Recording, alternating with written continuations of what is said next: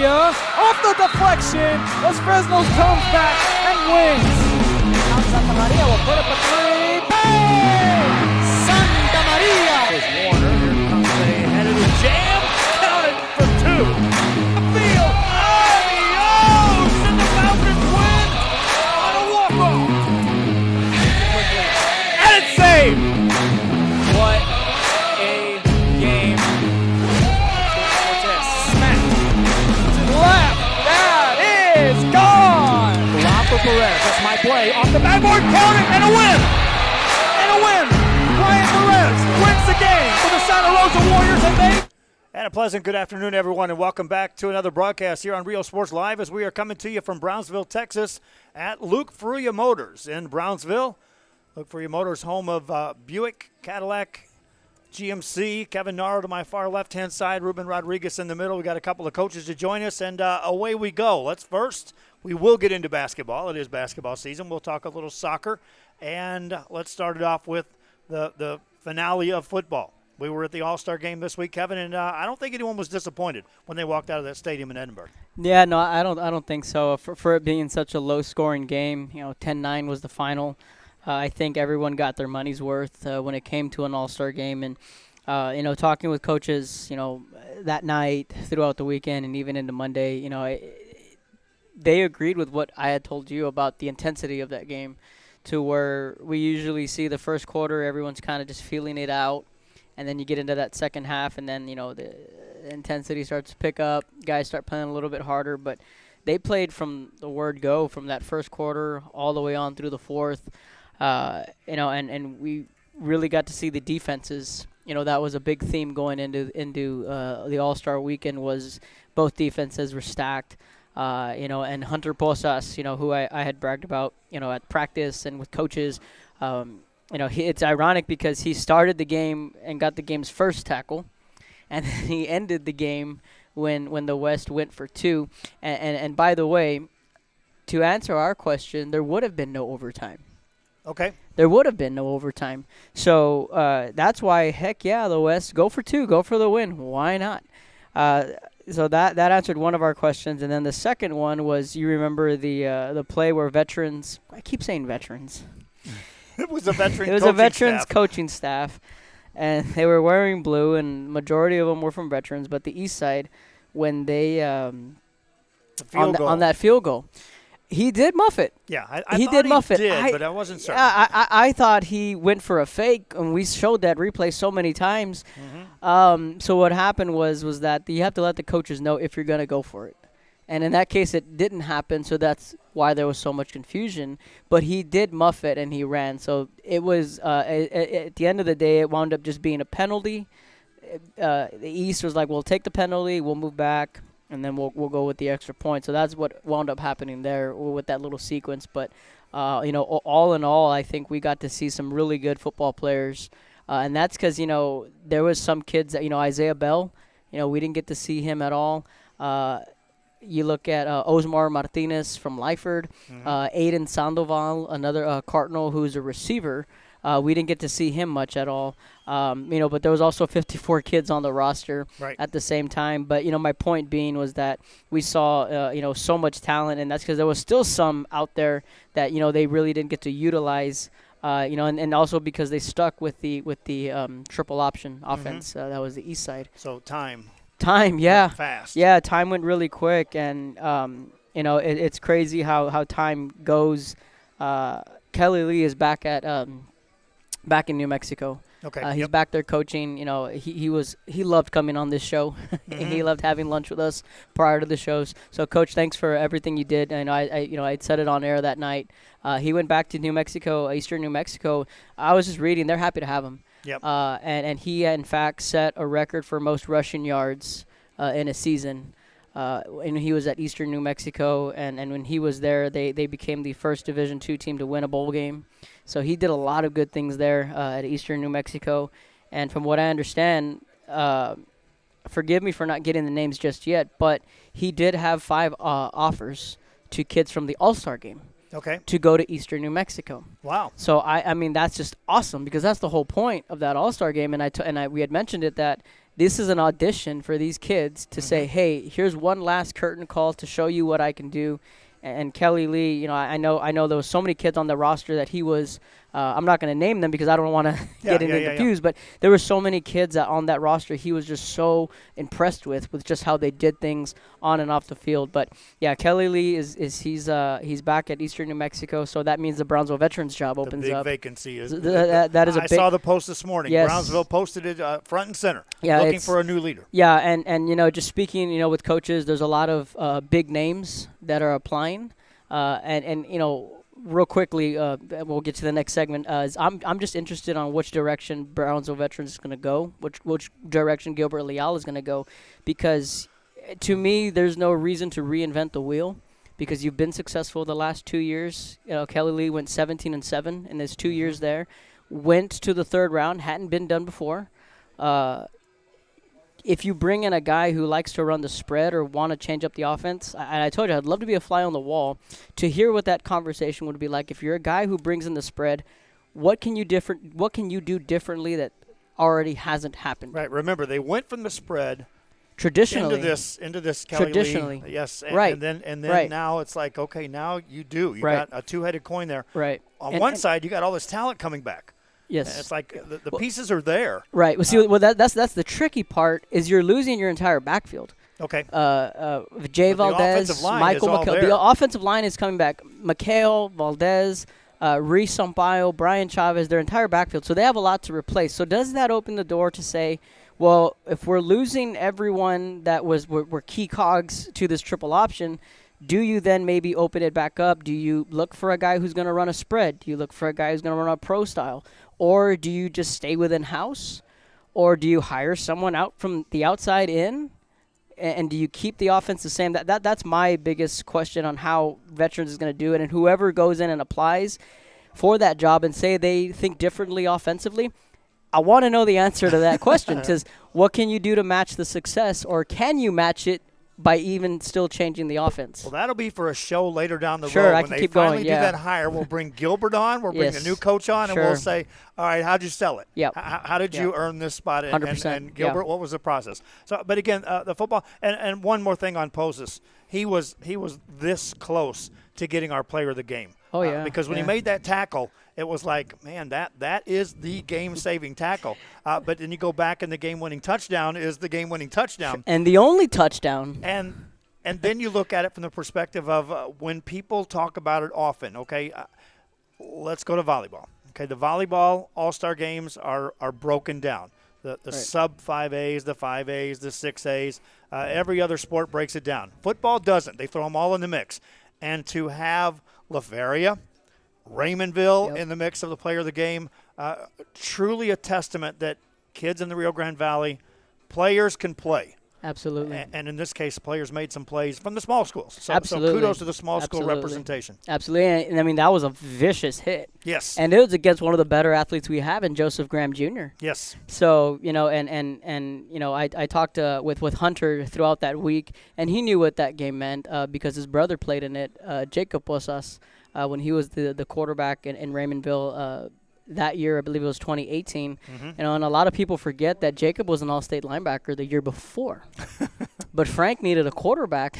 Said Jacob, get in there and go get it. But yeah, you know, Hunter Posas played extremely well. Sam Serna, on the West, that touchdown saving tackle he made. Yes. I told you, I said if the West would have won the game, he may have been a candidate for player of the game because of how big that hit was, and it was that was an assured touchdown. And if you go back and listen to my voice, I'm gearing that up for the big touchdown call, and all of a sudden, bam, tackle made. Well, wait a minute. Now we got another goal-to-goal situation. So and we've already seen a goal line stand. Yep. We may see another. So there was just big plays. It was an exciting game. Yeah, and just, you know, before we wrap up this segment, you know, just a thank you to Coach Ruben Farias, to J.C. Ramirez, and all of the coaches that are involved with the RGV Coaches Association. They've always been very good to us, and, you know, it's, like I said, it's become a little bit of a tradition for them to bring the roster to us and us to put it out there live. We've done it the last 3 years, and it's pretty neat. It's a feather in our hat that they want that roster to be broken through us. Through us, right here on this show. Right here on the show. So, yeah, thank you to all the coaches. Yep, and that goes all the way back to the realignment. So we're invited to that realignment. Yes, So, yeah. But again, put a bow on it. Football season is hereby finished. The next football talk we'll have is when we get into 7-on-7. That's just closer than you think. Let's talk a little basketball. Kevin, you were on the road. Ruben, you were at a big game. I was at a game in Hidalgo. We got to see varied results. Yeah. Your game had arguably what was perhaps an upset, or is it a statement game when you're talking about TMI and how high ranked they were? Ruben, you're sitting there continuing to watch that Harlingen South ride. These boys just won't stop. And now you're seeing a Brownsville Veterans girls team that is starting to ramp it up and starting to make this statement. I got to see the Port Isabel trail. I keep hearing that Port Isabel is getting better and better and better. And then, the big game is Friday night coming up when La Feria travels in there. And that'll be a true matchup. The hurdle to get past for Port Isabel was, can you go on the road and beat Hidalgo? And they found a way to do it. It was an ugly game as far as scoring. If you're going in there looking for one of those up and down track races, well, it didn't happen.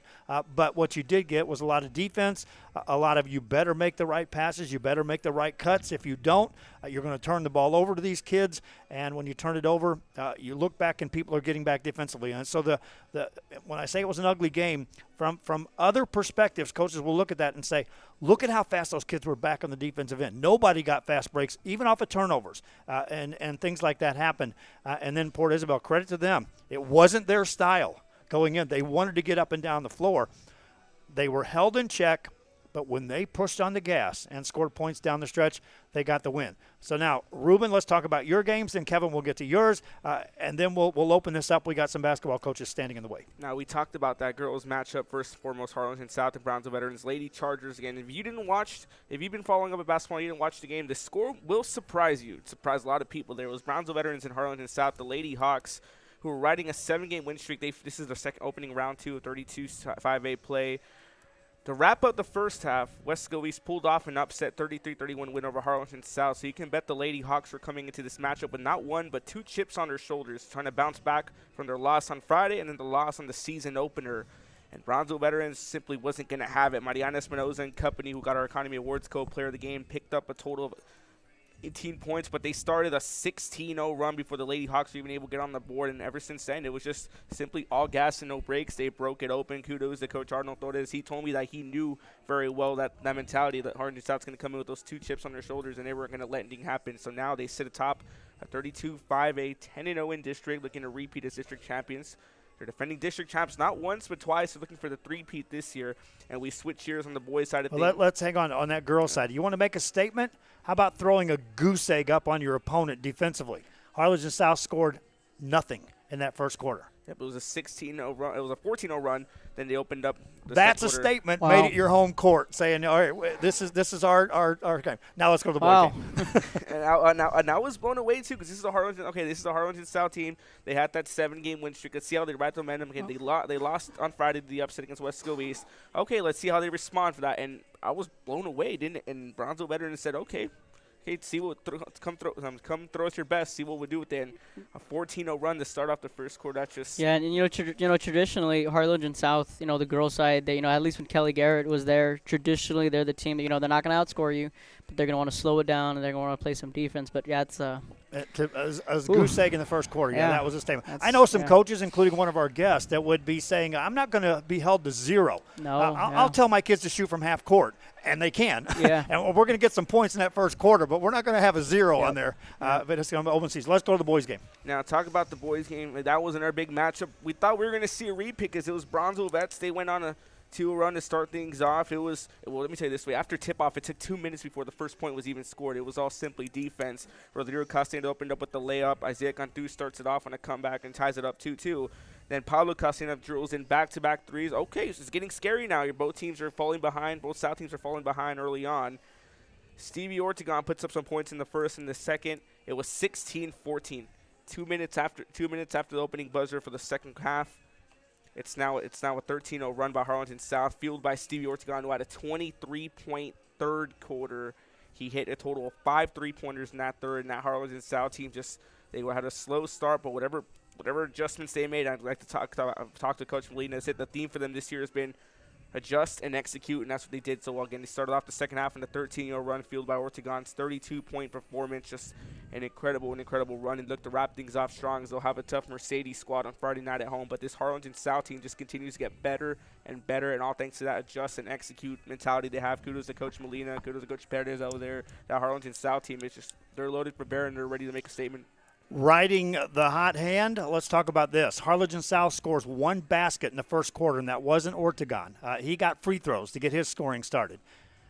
In the game, Harlingen South had 2 made baskets that were made by players other than Ortegon. So you want to take a look at how that game was dominated by one player. You're talking about made baskets. Harlingen South 2 in the game other than everything Ortegon put in there. It was just I even spoke earlier after the game. I had spoke with Coach Mo Molina, Molina's father. He told me that he was blown away. He'd never seen anyone just take advantage to. And then on the defensive side, Isaiah Cantu, Achilles Moreno, Nick Garcia, they had a couple steals. They broke up key plays that would have been a basket for Brownsville veterans. But that South Hawk defense led by Moreno, Garcia, and Cantu, stole the show on defense. But Harlingen South, that's just a team who can get it done both ways. And 8-0 in district. And Coach Molina is one of those coaches that, much like a lot of the successful coaches around here, that's like, okay, Ortegon's hot, get him the ball. I'm okay with that. There's times we want to spread the ball around. There's other times ride the hot hand. And Stevie Ortegon, under Coach Molina's guidance, was like, green light, go get it. 32 points later, win. Now let's talk about yours. On the road, a Bruce Bowen-led team with a Bruce Bowen son playing tells you that there's some talent going to be on the court. Talk about that trip for the Bloodhounds of St. Joe. You mentioned the word about was it a statement game? And, in fact, that was one of the first questions I asked Sammy Lucio last night in the postgame, and he said yes. It was most certainly a statement game because when you come into this year looking at the new district that St. Joe had to go through, you still have Laredo, St. Augustine. That's always going to be formidable, and they always give St. Joe a hard time. But the curve was having TMI thrown into the district, and on paper they were the favorites. Kenny DeLuna, who's eventually going to be a D1 athlete. They had all the size. They were ranked second in the state. But I'm gonna just cut to the chase. What Jerry did last night was something I haven't seen in a very long time. And it was special. They scored 27 points in the fourth quarter. 25 of them came from Jerry. Yeah, Coach Hinojosa, he knows. I mean, it was incredible. I'm trying to think of another player that just give me the ball and get the bleep out the way. I got it. That's what Jerry did last night, and they were down early. St. Joe came back and took an 11-point lead in the second quarter. TMI goes on a run. Bowen had 17 points. Kid's a stud. I think his dad knows a thing or two. Yeah. Right? They TMI ties it into the third. Then they take a 12-point lead, and then in the fourth quarter with 2 minutes left, it's a 10-point game. So Jerry just completely took over that game, and he finished with 43 points. 43 points. And he had, let's check that, 31 second-half points. Yeah. So you talk about a guy just taking riding over. the hot hand, my friends. Yeah. I mean, and for that win is going to go a long way for St. Joe. And it was funny coming into we were on the trip this morning, and Rudy's like, when you look back at Jerry, he really kind of just came on the scene out of nowhere. I was like, no, Not sir. really. Not really. People knew who he was. I was watching when Los Fresnos made a trip into the playoffs. They were doing a warm-up over in Harlingen, and I was over there, and they're like, hey, wait a minute. Wait till this kid comes over, and he can outshoot some of my better shooters. Yeah. And I was like, who? And it was a young, about a sixth grade, Jerry Martinez. Yep. And I remember some of Los Fresnos players, no, he can play. So he didn't sneak up on anybody. Yeah, and it's good to see big numbers going. Yeah, right and it was a special quarter, and it's going to be a quarter that St. Joe fans are going to be talking about for a long time because you were on the road. There was technicals on both sides. It was one of those feisty games where the crowds were into it. Bruce Bowen, I mean, he was about halfway on the court from some of the calls. I mean, just back and forth, that game had everything and then some. And, defensively, St. Joe did what they did. They did what they needed to do. Lucas Cristiano played a key role. Diego de la Cruz, off the bench. He's good at setting screens. He was the enforcer that they needed inside. Diego's 6'4". He's the left tackle on the football team. So, they got a real collective effort from everybody. Jimmy did his thing. He had double figures. But the storyline was about how Jerry just completely took over in that fourth quarter and 25 of the 27 points and 43 points overall. And that was a huge win for St. Joe. Now, they still got to play St. Mary's on Tuesday, which is a winnable game for them. I don't see them slipping up there. Then Tuesday they host Saturday is the St. Mary's game. Saturday, right. Saturday is the St. Mary's game. I don't see them slipping up in that one. They'll take care of business.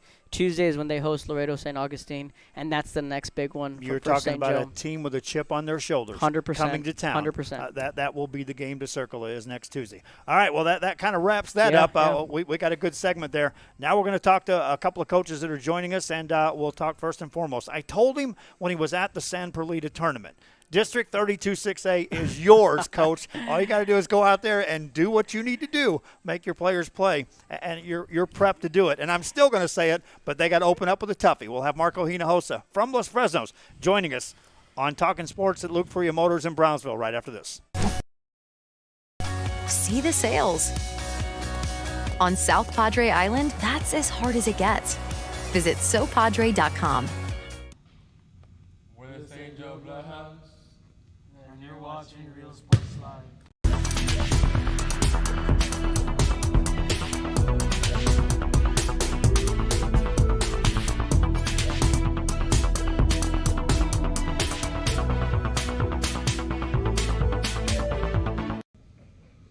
We're Brownsville Porter, and you're watching Real Sports Live. Ibanez Tortilleria, serving up freshly made in-house corn and flour tortillas since 1994. Try our delicious menudo, tasty barbacoa, fresh tamales, tacos, pareadas with juicy grilled chicken, and tender fajitas. On Mondays, buy one barbacoa taco and get one free if you mention that you're a Bloodhound fan. Located at 4726 Paredes Line Road, Brownsville, Texas. Open every day at 6:30 a.m. till 9 p.m. To order, contact 956-541-9594. We're the San Perlita Lady Trojans, and you're watching Real Sports Live. We are back here at Luke Fruia Motors, talking sports here on a Wednesday afternoon, as is our normal place. You go back in Real Sports Live history in 2017 when I started this. We were coming in October, which was late football season. We were gearing up for basketball season, and then we rolled through the playoffs, the big San Benito game that really kind of put us on the map. Then we jumped into basketball season, and everyone's like, what is this? Where are all these games coming from? And we just kept covering games. And then all of a sudden we had our first coaches show, and my guest that time was Marco Hinojosa with Coach Yebra. Yes, from Nicky York. Remember that over at Chipotle in Harlingen? Yes, sir. And so I do appreciate it. It has significance when you join us here. I do appreciate you joining us so many years later and so many games later. Here we are again. No, thank you for having me. You guys have done a great job bringing this and bringing basketball and all sports to the Valley, and it's something special and hadn't been done before, and we thank you for that. Yeah, he was our first guest on the show was Marco Hinojosa and Coach Yebra. All right, Coach, right out of the gate, I joke with you that hey, this is your district to win. Coaches know when they've got a good team, and you got a good group of kids to work with. But man, if you got to start at District 32-6A, what an opener for you guys, and a big game coming up on Friday. Yeah, no, Hannah is a special talent, and they're well coached over there with Coach Lucio. I want to say they're probably one of maybe just the only team in the Valley with 20 wins right now, and that's not easy to do with 10 games to go. So they're on their way to possibly winning 30 games. So that being said, they're a good basketball team. We have our hands full. Good thing is we have them at home. We don't take nobody lightly, and we've had some good practices, and we'll be ready for the challenge come Friday. Let me ask you a couple of questions that kind of lead into this after our first segment, and that is, as a coach, when you're looking up at one of those games in which the ball's just not going in the hole and the points just aren't there. Harlingen South girls had to go through that on a Monday. What do you do as a coach? Is that timeout time? Is that transition time? Or is that just wave the storm and let's just do what we need to do? You don't got enough timeouts. You got 5 timeouts. Sometimes I wish I had 20 timeouts. I've asked the coaches during games sometimes. They know the way I am. I'm a jokester. Hey, let me borrow a couple timeouts. But you got to defend. And that's one thing that we preach, and that's one thing we've been doing all week is practicing our defense and getting better at it. Coach Molina and I talk a lot, and he preaches defense himself, and he did a heck of a job last night in allowing less than 30 points in the game. Yes. So what happens when you can't score the basketball? You got to find a way to defend and slow them down. And Hannah likes to run, and we got to limit those transition buckets. It's easier said than done, obviously, but we're going to try our best. At this point in time in the season, your assessment of your kids, where you want to be, where you expected to be, better than what you think you were going to be right now? I mean, we have high expectations. The kids know that we got high expectations. We put in a lot of work all summer. We pride ourselves in not taking days off. And as soon as the season ended last year, obviously first time not making the playoffs, and that hurt. And it hurt the kids, and some of the kids that came back, they feel it, and they want to get back to where we need to get. So where are we at right now? I think we're at where we need to be. We're 19-6, I believe. Our goal is to win 75% of our games, and we're right at that. So, but we know we're not judged by a preseason record. Right now we're 0-0. Yep. And the kids know that, and we gotta, like we said, crank it up. And we've had a couple good practices. And it's going to be a new season, and it's time to put on the gloves and get a little physical. Yeah, and I know when the season began that everyone looked at the district and they were like, oh, Harlingen, Hannah, a lot of talent returning. Oh, Los Fresnos, they didn't make the playoffs last year. Well, what do they bring back? Talk about the work ethic from day one. A lot of coaches talk about it. Well, we did a lot of stuff in the offseason. Talk about the entrenched work that your kids did getting ready before the season ever started. It's just countless hours. I demand a lot from my kids. And like I said, as soon as the season ended, I mean, from open gyms to tournaments in San Antonio to tournaments in Corpus to league games to it's just I want to say we played about 40 games this summer. And that prepared us for this season. Weight rooms, open shooting sessions. It's just the work was done. And we rewarded ourselves so far. But, again, it's 0-0 now. Sometimes a coach will look at that and say, oh, they got a chip on their shoulder. They're playing a little harder. Other coaches will say, no, they don't like losing. And they saw that last year didn't get it done, and we're going to get it done. Ruben, I'm taking over the interview. I'm going to let you roll with it. Ruben, I know you got a lot of questions here. Coach, again, I appreciate you joining our show. Oh, thank you for having me. Go, Ruben. Okay, so talking about this match, talk about your non-district 19-6 on the season. It was very, remember we talked when it was the PHJ North game. You said, yeah, you were done with tournaments. It was a very eventful tournament. And third place at San Perlita, consolation champions at the Hidalgo Pirate Classic, and runners-up at the City of Palms tournament. How did that high variety of talent help you all get the ball rolling? I mean, obviously we didn't win any of those tournaments, so that was our goal to win all three. Again, we have high expectations. We know it's hard, but we brought hardware, which is something that we didn't do last year, and it's a step in the right direction. And we went to a lot of good tournaments, like you said, but switching gears. That San Perlita tournament, they talk about that hospitality room. Let me tell you, you know me with food. Nate, hey, you did a good job with that hospitality. It was very good, bar none, the best one here in the Valley when it comes to hospitality. But no, the coaches were first class, well-ran tournaments. We got to play different styles, different type of teams, different athleticisms, which will prepare us for come district because we're going to see all types of defenses from zones to man to presses, and we got to see all that, and it helped us without a doubt. And you touched on it earlier, 19-6, but for you guys, you're 0-0. You Correct. start off on Friday night against Brownsville Hannah, so right now you have that buffer period between non-district play and then that 32-6A play kicking off. What were just some things y'all worked on? How has just been double time for y'all? Say it again. I'm sorry. What have y'all been? Some things y'all been working on in this whole time heading to district play. I mean, we're touching up on our defense. I always say offense takes care of itself. We'll find a way to score the basketball, but you can't take plays off on the defensive end. Like Coach Bowling said there, there's going to be times that you can't score the basketball, and you got to defend. And this whole week has been about defense. So we're cranking it up. We're being real hard on our kids this week, and they're responding very well so far to the challenge. And that's what we're going to do moving forward is preach defense a lot more. After the lengthy non-district, what would just one major lesson learned for your team this year? To play to the end. Play 32 minutes. You can't take any plays off. We lost to the buzzer against Brownsville Pace at home, and that stung and it hurt the kids, and they were very upset, but we didn't play 32 minutes, and Pace did, and we lost with a half-court shot. And another loss that we had was against Mac High. Missed a couple free throws there at the end. We hit those free throws, game's over, but we didn't hit them. And, again, we didn't play 32 minutes. Not to take any plays off.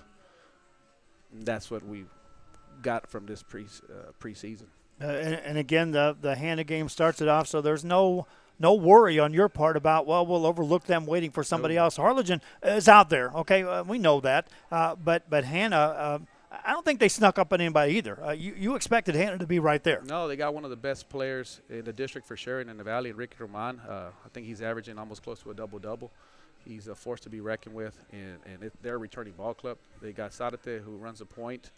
I think he's a 4-year starter, if I'm not mistaken. They got Kevin, who can flat-out shoot the basketball. So they're good, and they're well coached. And, again, it's a returning ball club. I want to say they got 8 players back out of 10.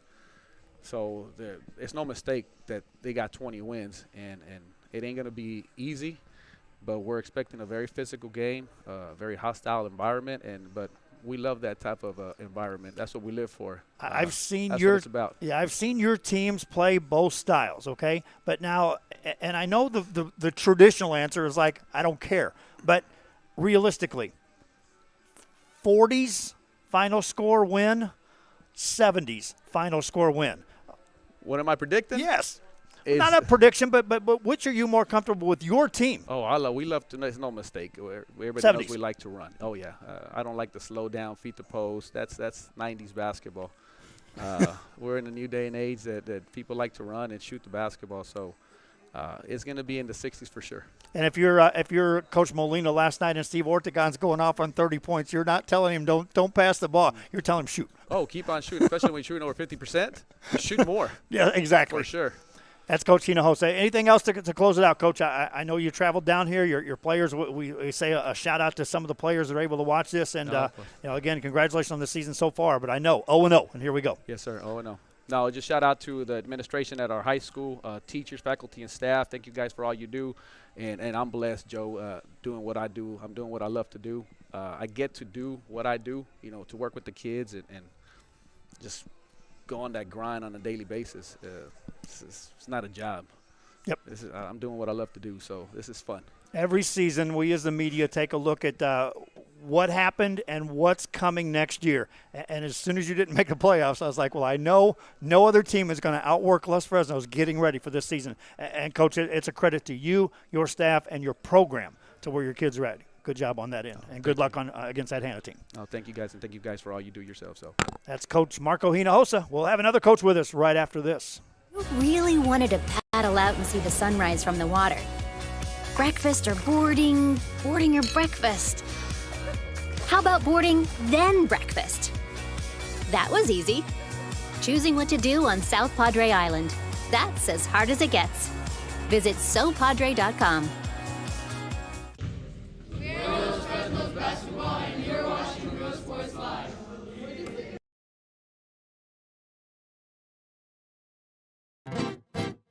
Traigo 100 kilos de ropa, lo que se me antoja, dinero en el banco. Muchos me andan criticando, pues traigo carrazos que como le hago. Tengo aseguro del bueno, pronto y flexible y sale barato.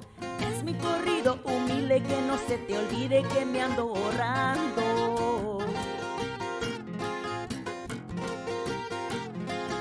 Ask your agent how you can start saving with Pronto. Best price in town. We're back at basketball, and you're watching Real Sports Live. Bulldog Country, let's ride. Forever Memories, Antiques and Collectibles, located at 237 North Sam Houston in San Benito, is filled with vintage items, collectibles, and a selection of vinyl records that's as good as it gets. Every shelf, every aisle, and table is filled daily by a number of vendors that ensures that something here just might be the item you have to have. The vinyl record area helps bring an added atmosphere that makes for the fun trip when stepping back in time with the memories. Forever Memories, Antiques and Collectibles in San Benito. We are the Washington Southhawks, and you're watching Real Sports Live. Back here on our Luke Fruia Motors Talking Sports on a Wednesday show. Well, Marco Hinojosa was one of the first coaches to join us during a coaches show on Real Sports Live. And one of the first basketball teams that we covered on a consistent basis in the early days of Real Sports Live was the San Perlita Trojans, and Nathaniel Garza was with us from day one, and wondering, man, my kids are getting a lot of coverage here, and this Real Sports Live thing, and then it's like, hey, we're still here. So I appreciate you joining us on the show. It's a lot of history in Real Sports Live in our history. Appreciate you having me. Thank you.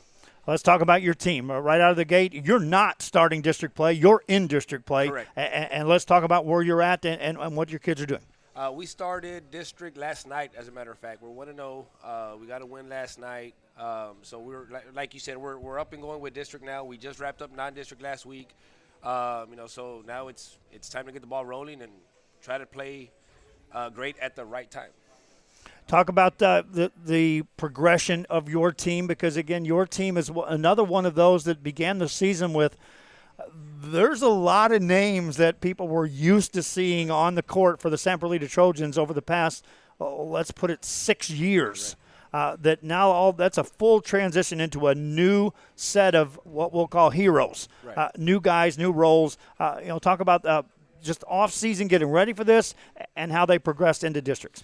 I mean, you hit it right on the money. I think I've been at San Perlita this is my 8th year, and like you said, the last 6 years, and what happened with those teams, there was such a good blend of underclassmen and seniors, to where when seniors would graduate, you've already heard the names that were coming up, right? And so we always had that veteran leadership in the locker room and within the team. This year is pretty much almost a brand new team. I graduated almost a whole team last year, and but the kids that I have now, they worked extremely hard all summer, and they kept believing, and they kept fighting, buying into the system, and they don't. The one thing about them is they don't back down from any challenge. They're very, very tough, hard-nosed kids. I mean, I'm blessed to coach them because they work extremely hard, Joe. They rise up to any challenge that you present them. And they take it to heart. I know you were in some tough games that you lost, and it was one of those, you look at coaches, oftentimes coaches have to go in and really bring their kids together and try to isolate and get them ramped up to get ready for the next game. Your kids, coming off of losses, I think they're more energized than you ever dreamed to get them ready as a coach. They want to get back on the court right away. They do. And one thing is they love to play the game. I've noticed, when we have a bye on a game, let's say we don't play on a Friday, it kind of throws them off a bit. I think a week off from being on the court, it kind of throws them off. And I think from this season alone, usually when we have a bye and we don't play, we come back to the next game a bit rusty, on heavy legs. And I think this group just keeps on wanting to play. Talk about another thing that this team had to identify, and that was the fact that, Eli Terry's gone. Max Graziani's gone. Before that, Ty Johnson's gone. Right. There was always those names. It's like, hey, James Herrera. Yeah, can't forget that one. We need a hero. We need someone to step up and be that guy that just goes and goes off, okay? Right. The guys are on your team, and I said it during your tournament. You had guys that literally you could see them. They were on the verge of being that guy that says, I'm going to take over. Right. And then all of a sudden it was like, oh, you got to push him to say, hey, there's nobody else going to do this. Right. What you've been doing, keep doing it. Talk about growing up into those roles. I think that's what it was. It's pretty much just every player I have on this team, they're in new roles, right? And it's kind of like you said, come in crunch time or late in the game is close. Now I have players that did not have the ball in their hands in late game situations, and now – it's like I've literally said, hey, you're the guy now. You're the one, or whoever's hot in that particular moment. Say, this is your role now. I mean, it's you. There's nobody else. So it's been a transition, but a good transition. I'll tell you this. Obviously, this season it has presented a lot of challenges, but I'll be honest. It's probably one of the most fun years that I've had coaching any team. I've loved every team differently, but this year I've been just having a lot of fun and watching the players grow and just seeing them work hard, but most of all just seeing them improve and they're tough, Joe. That's one thing about they are extremely tough. Yeah, that's one of the things that I noticed, being able to see you guys for a little bit at the at your tournament, but then I got to see you guys a little bit more at the West Oso tournament. That was some real, stiff competition. And I noticed that the toughness, not saying that the teams prior were not tough, they were, but these kids just bring a different grit, and I think they feel that they may have more to prove because, like Joe said, there is no more Tigers, there are no more Eli's, and that these kids feel that this is their turn to kind of, write their own chapter, so to speak. No, that's exactly what it is. They hear the talk. Eli Terry graduated, and nobody's coming back, and this team's not going to be that good. So obviously, it gives them a chip on their shoulder. They kind of want to, like you said, write their own story. They want to prove people wrong. They want to, they want to be a great team. Obviously, San Perlita's a team that even way before my time has been very rich in basketball, with a basketball tradition. Mm-hmm. And they want to carry that tradition, and they're going to do whatever it takes to, put the team in the best situation to win ball games. And looking at the district, you got your win against Bruni, first district win. That's always important to get that out of the way. Leading up to the McMullen game, we talked about how TMI, that's the game for St. Joe. Right. That's when they circle it on the calendar date. For you all, it's the McMullen game, and I'm not trying to get too ahead of your schedule, but, talk about, McMullen and how they're the team. You guys feel like you two are both the teams to beat in that district yet again. Well, I mean, McMullen's a tough team. I mean, they're a tough team. They have very good players. But it's like you said, we have them till next week. I don't look too far ahead, to be honest. We're focused on the next opponent. We play them next Friday. We're focused on Friday's opponent, and then after that we still have. I mean, because here's the thing: we can drop one Friday, we can drop one Tuesday. Then that McMullen game means absolutely nothing. We have to get to that point to where that game means something, and in order to do that, we have to take care of business Friday, and we got to take care of business Tuesday. And here's the thing: after we play McMullen, we have another game after that. So the thing is, we have to make that game mean something. And in order to do that, we got to take it one step at a time. And Coach, you know full well, and I think your players are understanding, if they don't already, that in your district, people look at your game as, here comes San Perlita, we want to get them. And there's a different preparation perspective from those teams, other than McMullen, saying, hey, here they come. Tonight we get San Perlita, we want them. Talk about how your kids react to that. I think they take on that challenge and they understand. I mean, it's like I tell my players, hey, it's possible that every team that we play, we're going to get their best because of our name and our tradition and the success that we've had in the past years. And but then again, I mean, why wouldn't we want any less? Yep. We at the end of the day, I want my kids to be able to step up to any challenge, rise to an occasion, and not back down from anything. We're going to switch gears just a little bit. Coach actually has some hidden talents. All right, talk about it. I don't know about it. I don't know if it's a talent. I don't know if it's a talent, Two. but I try. Barbecue and jiu-jitsu, right? Well, I don't know if I'm a talent, but I do those things as hobbies. Yeah, so first, let's start with some barbecue. What can you cook up? Anything. I can smoke anything. I've tried almost everything. That's actually a hobby that I picked. I had never done it. My brother does it. He does it. That he's talented at that. I started that hobby when we were locked down with COVID, and I was going crazy being locked in the house. I was used to working, doing basketball, and so he kind of took me under his wing, and he kind of got me into that hobby. And then from then I took off from there, and I just picked it up. And it's one of those things that I love to do. Honestly, sometimes I do it, and I don't even want to eat it. It's just honestly, it's almost as a stress relief for me when I do it. To be honest. So what's your go-to dish? Probably pulled pork. It's probably my favorite thing to make. Yeah. And the jiu-jitsu thing, I always call it karate, but I know there's a difference.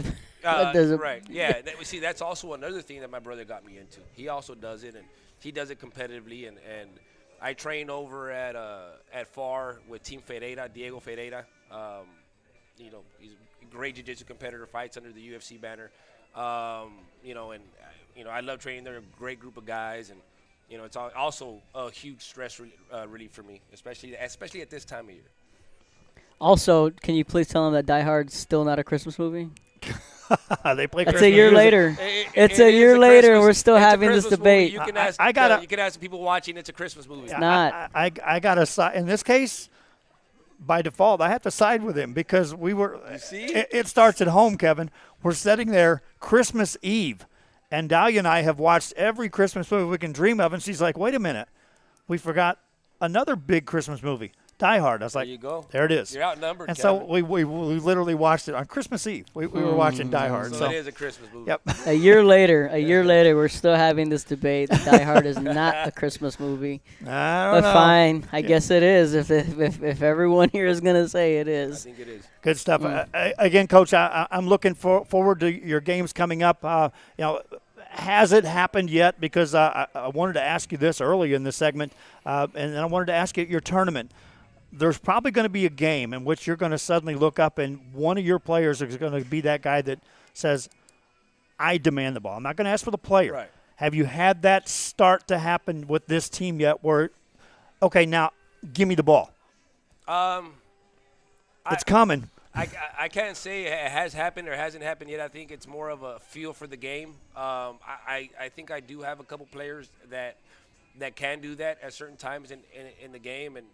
And you know this, Joe, I think one thing that we try to do is we try to prepare ourselves, with the toughest non-district schedule, tournament schedule available. I mean, we've played a team like Los Fresnos and in our tournament, and we've played, very, very tough teams. And all of it is to prepare.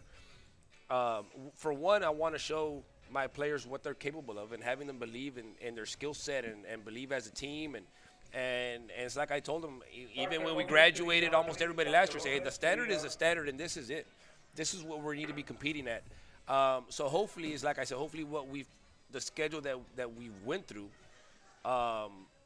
has prepared us for situations for our players to step into those roles. And let me give you another shout out here, and kind of lighthearted, and that is if Coach Hinojosa is singing praises for your hospitality room, that's a statement, because they used to go up against what was happening at PSJA during their tournament when they were at the City of Palms. And I remember the second year when I was over there and I sent Billy Watson over to the City of Palms at Rowe, and we were comparing what happened in the hospitality room. It was like they brought in like cold cuts for us, and he's like, oh, they had salmon over there for us. So if Hinojosa is saying that you're top notch over the City of Palms, right?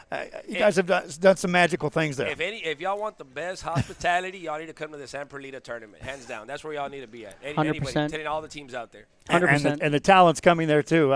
This year was a major step up in your talent. Teams like Los Fresnos were there, Brownsville Veterans, Lopez was there. We've had a very, very tough competition in our tournament this year. Coach, congratulations on the season. Looking forward to the rest of the district. Thank you for having me. Nate Garza with San Perlita. That's Marco Hinojosa from Los Fresnos. We'll wrap this one up after this.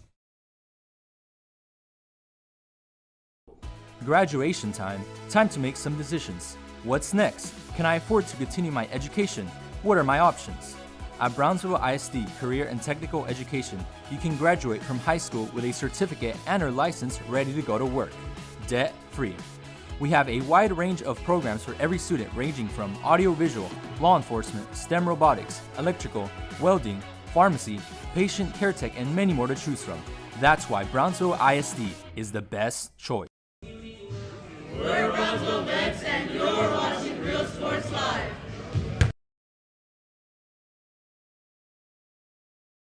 Hi, I'm Rodo Rodriguez, and I'm a partner with New York Life Insurance Company. For 170 years, New York Life has built a reputation for building some of the finest agents in the industry. I help to manage that process from day one. If you're looking to challenge yourself and build an insurance and financial service business, then I would like to show you how I can help. This is Edinburgh North Basketball, and you're watching Real Sports Live.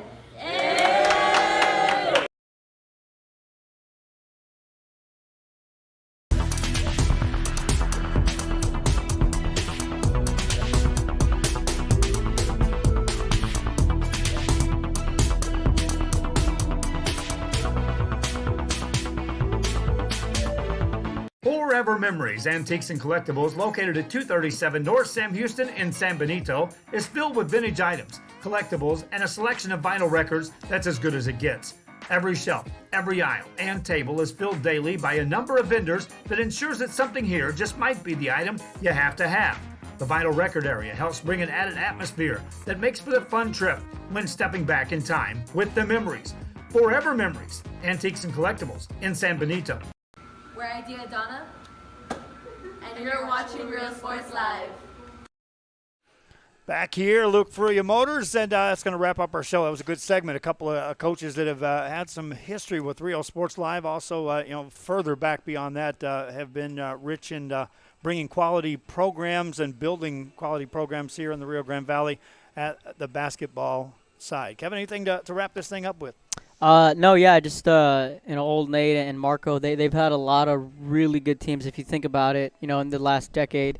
You have Santa Rosa with what they did with Leo Lara, the back end of his years, and, of course, with A.B. Lozoya and, the Ryan Bettises of the world. And then you look at Los Fresnos. This is a team that won 6 straight district titles in 32-6A. And in a lot of those years, 32-6A was the district in basketball.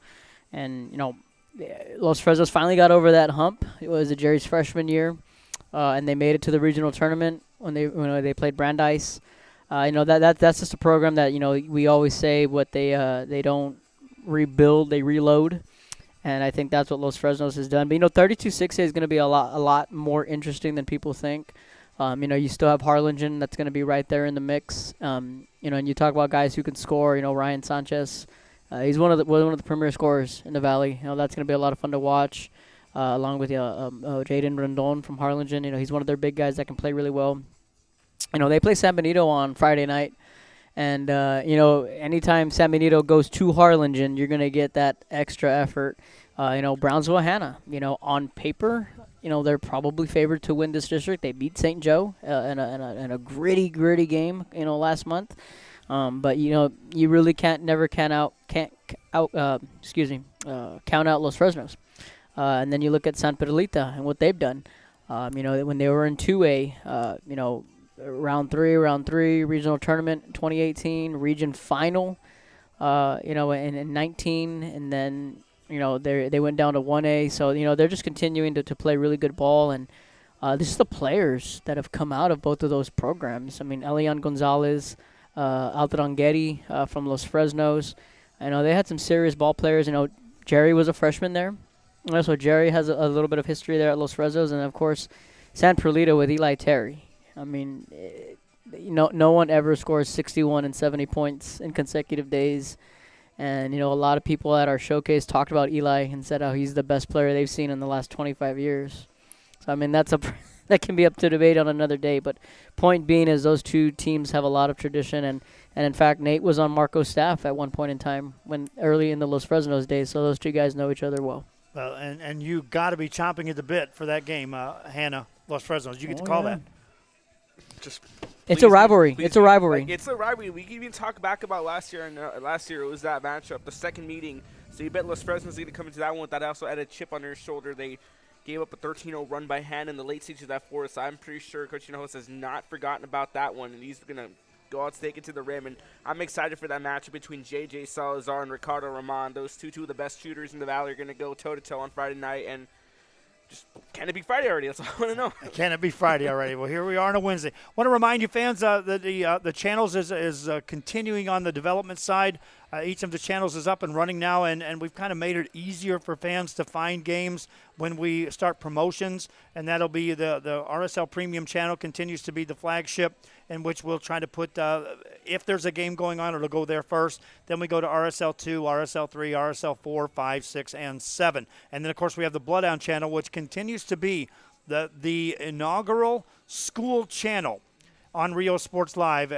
It's the first and only right now, but it certainly doesn't have to be the last, as more and more schools understand what St. Joe is doing in assisting in finding advertising revenue to promote their channel and to promote their athletics in a unique way within our network. Then that's what's happening there. But these channels are in the process of being reworked and revamped so that the scheduling of content on the channels is going to ramp up in a big way. It should start happening today, tomorrow, within the next few days. You're going to be able to click on any given channel and see a multitude of games that happen with those big Los Fresnos teams, with the big San Perlita teams, with the Santa Rosa teams that ended up going to state.